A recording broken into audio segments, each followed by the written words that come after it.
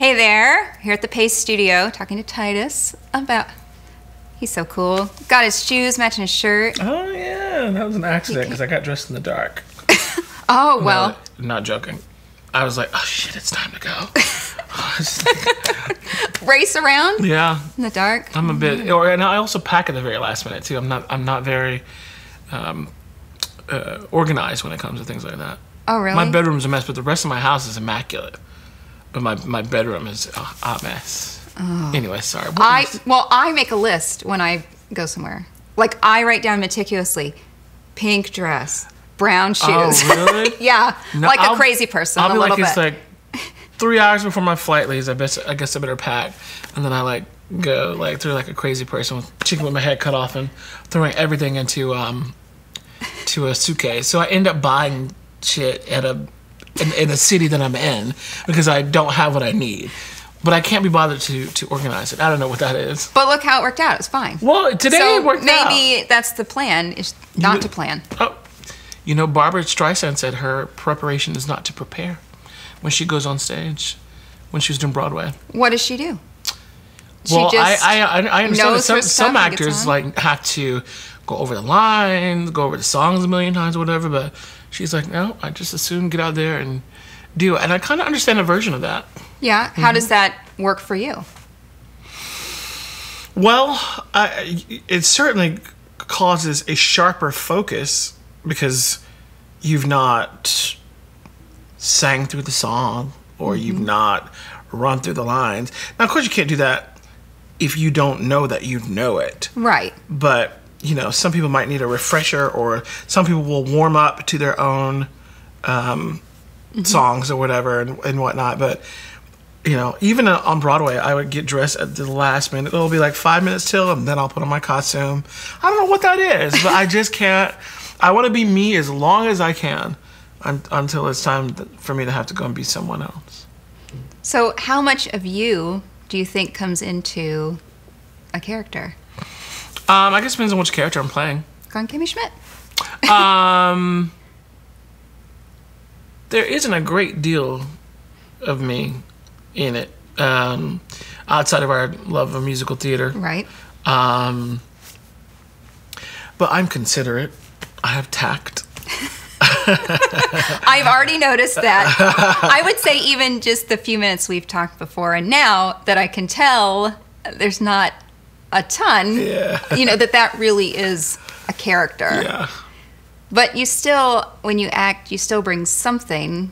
I bring my personal experiences, life experiences. That is all me.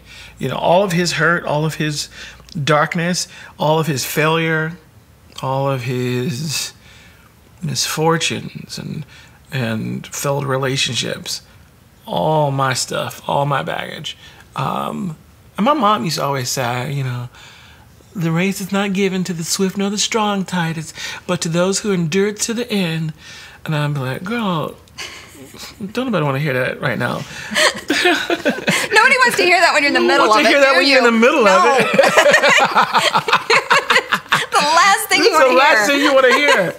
But man, is she right? And it is not a race about how fast or the strongest. It's not a race of the ESTs at the ends of words, but to do the verb, you know, to just run, you know, to just do, and that is all those things. In my darkest hours, I would say, God, you know, I have to believe that this will not be for nothing, like, because otherwise that is cruel and unusual punishment. But to stomach this, I'm going to choose to believe that this is so that I can bring something forth into the world at a later time.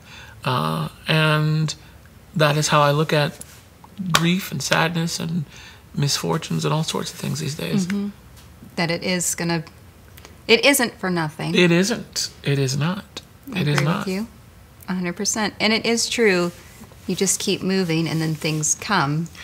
your way of. I mean, if you're moving and working hard and reaching towards something, a lot of times it will come to you. I mean, I think on some level. On all levels, I think. I mean, provided you are doing your part, you're prepared, you are going to your auditions, if you're wanting to date, you're putting yourself out there, or whatever. And of course, that's a whole different world these days with all these apps and such. But I digress. But provided you are making effort, the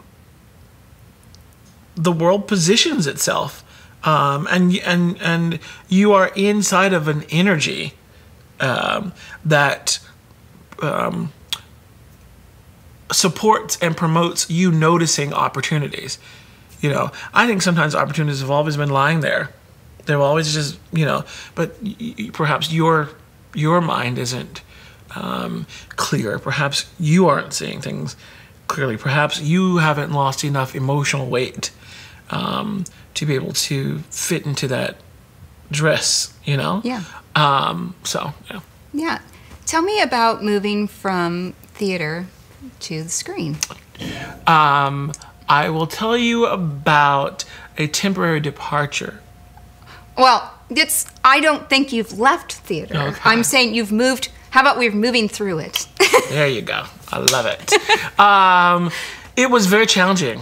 With live theater, you have an audience tells you right away how they're feeling and how you're doing. And with TV, I didn't have that immediacy. So I just had to rely on the crew. And so when I see a couple shoulders shaking because I have to be quiet, Yeah. then I kind of calm down. But at a certain point, you begin to trust yourself. Right. They wouldn't hire you if they didn't think you didn't know what you were doing. So one muscle that has been sharpened for me is intuition for me, is trust in myself, is belief in myself. It's not looking outward for a certain type of approval. And I've begun to rely on it and move about into the world knowing that that I'm making the right decisions, that I am saying the line the right way, singing the note the right way. As long as I am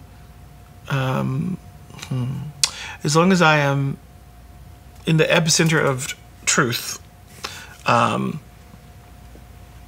it has no other choice but to be received the right way, provided that people's hands are outstretched, waiting to receive something. Yeah. I know what you're saying. Okay. Because on the screen you don't have that instant validation of a clap or a you know, and that is there is some real excitement that you feel on a live stage that you don't feel when you're on camera necessarily. But once you know the character and you know the ones you're playing with, you can also kind of feel them too, I would assume. Yeah. That's true. Kind of amazing. And we talked earlier about not watching though. Yeah. Rewatching it. What about it? Well, I mean, about not looking to it to overanalyze it. Yeah, I mean, and this, I want to make sure I don't confuse people because what I'm about to say is going to sound ever so slightly contradictory to what I just said.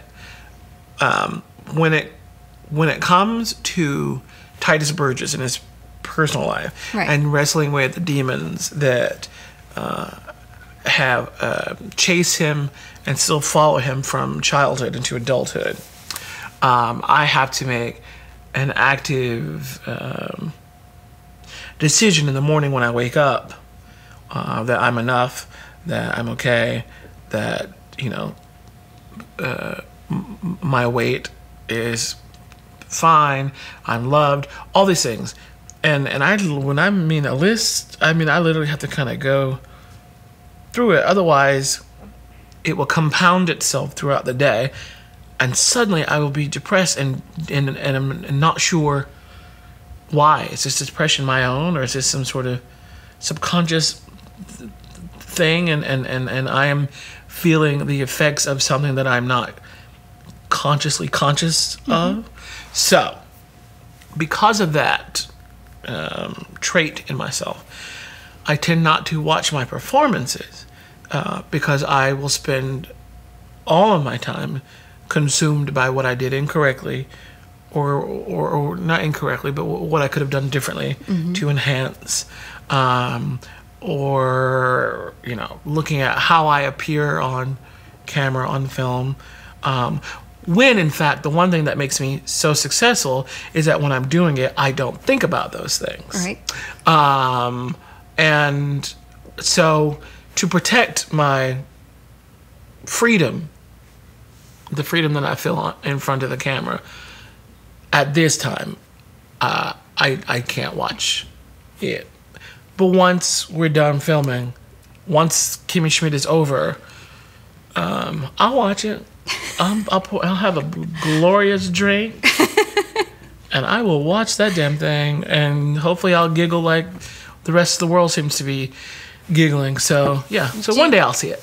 Do you think it's interesting that so many people think that fame and success cures those feelings? It exacerbates those feelings. It makes you even, it affects the security. It affects the security. Yeah, it shines a light onto that which you are already at dis-ease about. But it's and I understand too why why famous people isolate themselves and I used to wonder. I won't say her name, but she's now a good friend of mine. She had her own talk show, and people used to call her a bitch. And I used to wonder in my youth, why would they talk about her this way? And it wasn't until I was around, when you're around people, as soon as you get out of the van, someone's telling you what to do, where to be, what to put on, what you can't do, and you can't go for a walk unless a PA accompanies you, whatever, because they have to know where you are at all times, and and you're there 12 plus hours. It isn't until I experienced that when I got into the world, walked out of the stage and onto the world, and realized how valuable and how important my privacy was, and how important my personal space was, literally my personal space, was that I understood how one could come off curt, or their responses can be a little terse, or and that's not to say that some would say that's par for the course that comes with the territory, and there's a certain amount of preparation you should do when you get ready to walk out of the house, knowing that you could be greeted with that much more attention. But it doesn't mean it's not a free pass for people to come at you anytime they want. There's it's a two-sided, there's a double-edged sword, fame. So it is strange that people think these insecurities that you have out of the spotlight are supposed to dissolve once the cameras are on, and it just couldn't be more the opposite. Yeah, because you're not a character. You're not a character, yeah. You're a real person. I'm not filming a reality TV show. Well, come on. Oh, I'm sure that would sell, though. Yeah. I'm sure I would never. I produce one, but I would never be in one. I love reality TV. Love to watch it. Love to watch it. The Lemonade, I know you haven't seen it, but I've seen the first 7 episodes. I saw the first 2 episodes at Tribeca Film Festival. Okay, can we please talk about lemonading? I don't know. That was the most amazing thing I've seen. Oh. I love the costume. I love the attitude. I loved how they told the story that way. Tell me about filming that. Tell me what part maybe you played in. Did you have any part in thinking that up? No, I didn't. You just got the script and were like, yay. Were you yay or no? No, I was not yay. I got the script, and I'm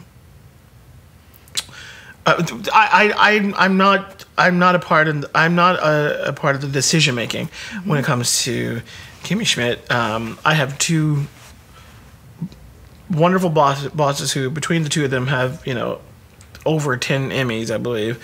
So I think they know what they're doing. Yes.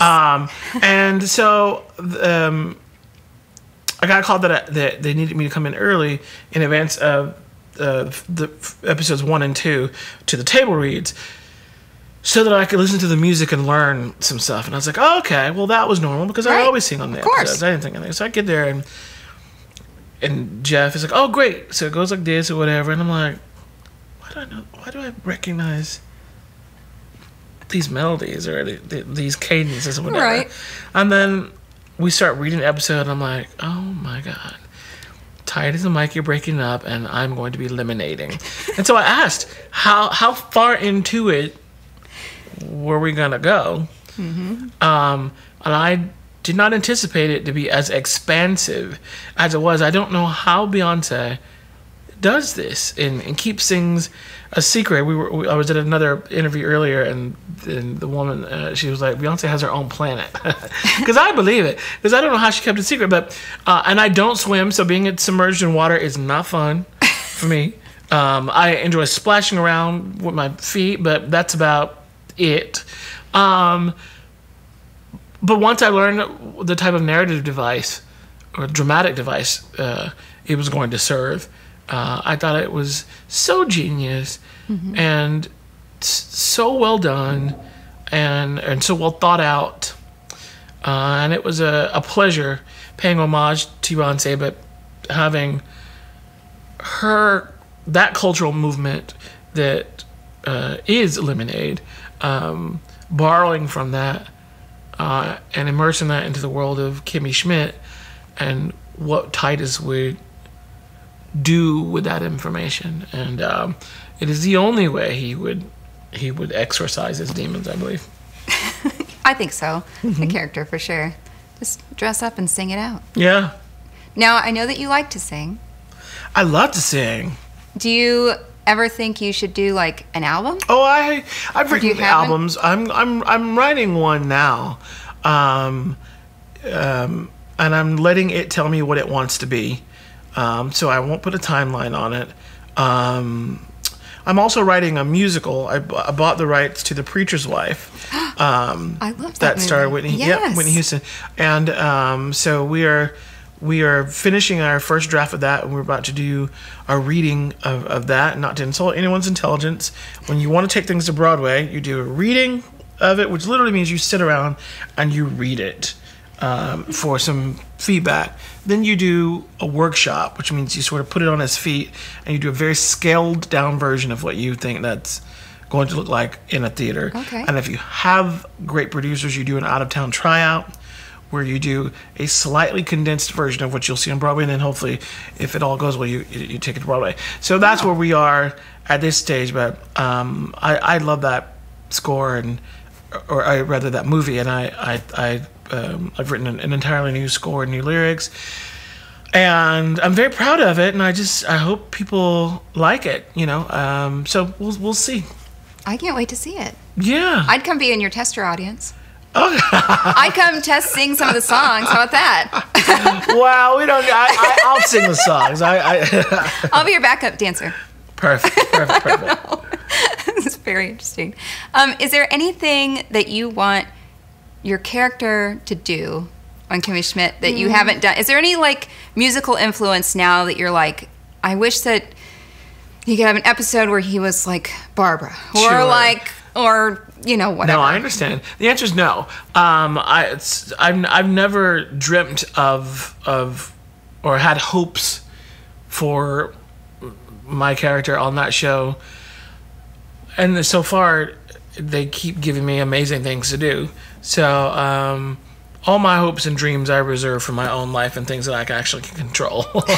I don't pitch ideas to them; they don't need it, and I prefer not to know. The less I know about what's going to happen to Tituss, the more authentic the performance is when I show up to set, and I think that serves me. That sort of mass hysteria of what has he gotten himself into that allows me to create a more heightened state when I do step into him.